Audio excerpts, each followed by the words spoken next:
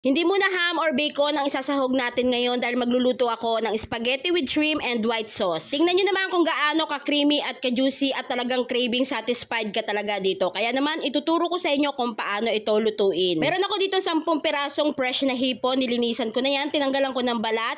At ngayon naman ay papadry lang natin siya para matanggal yung mga excess water. Tapos ay titimplahan ko lang ng kaunting asin at saka paminta. Kabilaan yung paglalagay ko dyan ng asin at paminta para manuot talaga yung lasa nito pag niluto na siya mamaya. Pakulo na rin ako ng tubig, nilagyan ko ng kaunting oil at asin. Ngayon naman ay lulutuin na natin itong pasta ng 8 to 10 minutes at kapag okay na yan, set aside muna. Sunod naman ay nagpainit ako ng mantika dito sa kawali at lulutuin naman natin itong mga hipon. So mabilis ang luto lang ito, hindi nyo siya pwedeng i-overcook. At kapag okay na yan, ay syempre hanguin na tapos iset aside muna. Mas maganda kung mas maraming hipon ang isasahog nyo dito para talaga maging mas malasa siya. At ngayon naman dito sa pinaglutuan natin ng hipon ay naglagay na rin ako dyan ng butter.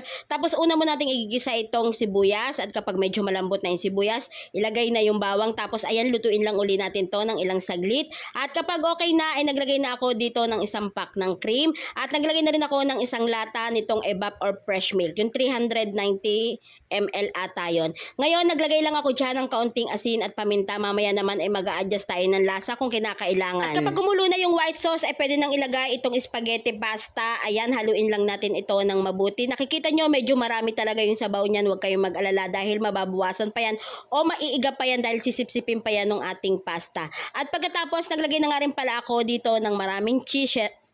Syempre mas maraming cheese yan, mas masarap. So ordinaryong cheese lang muna yung nilagay ko dyan.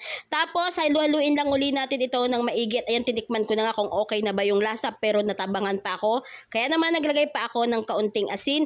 Tapos ilalagay ko na rin dito yung niluto nating hipon. At ayan, halu-haluin lang uli natin ito ng mabuti. Lutuin lang uli natin ito ng ilang minuto at kapag okay na, naglagay naman ako dito ng parmesan cheese. So optional na lamang yan kung gusto nyo maglagay. Pwede rin kayo maglagay dyan ng kaunting basil or yung parsley, pampagarnish lang din yon.